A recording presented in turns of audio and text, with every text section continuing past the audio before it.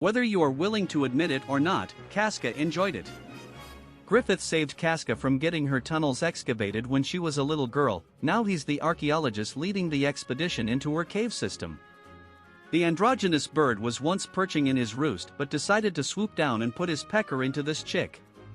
Casca appeared to be enjoying it because she never said no and only had screams of pleasure, according to on-the-ground reporter Sean Didler-Combs. He knocked her walls down like the big bad wolf breaking into a piggy's home before she gets spit roasted.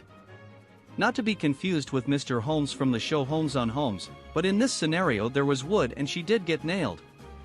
Griffith penetrated the crevasse with enough intensity to knock the sonic rings out of Casca along with a few chromosomes. If Guts didn't enjoy watching the free live show, why didn't he do something to stop it?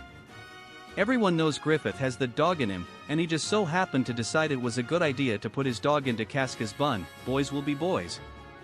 Griffith fit his bird shaft right into the tomboy's internals. He was up in her guts while Guts was watching Griffith tickle her belly button from the inside. It's Casca's own fault, because if she had picked the bear she wouldn't be in this mess, but instead she picked the hawk, and coincidentally something that rhymes with it.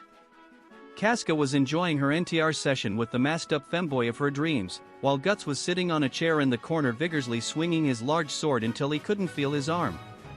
Guts became stronger after Donovan kick-flipped his board and dropped into his mini-ramp as a young boy, so for him to tell Casca who she can and can't get her furnace stoked by is selfish and overly controlling.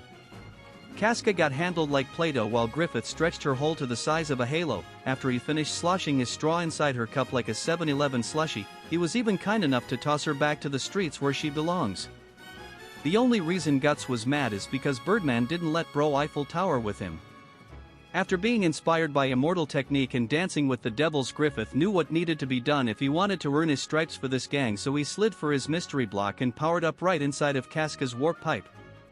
Casca was known for following Griffith around like a lost puppy. He didn't have time to take care of her while trying to obtain his dreams, so like any reasonable and responsible owner would do, he called her a good girl one last time before he put the dog down. I had as much fun making this as Casca did with her new coach while the entire football team watched. So I hope you enjoyed this non-satire manifesto as much as Casca enjoyed getting her canvas painted by a LARPer in a bird costume.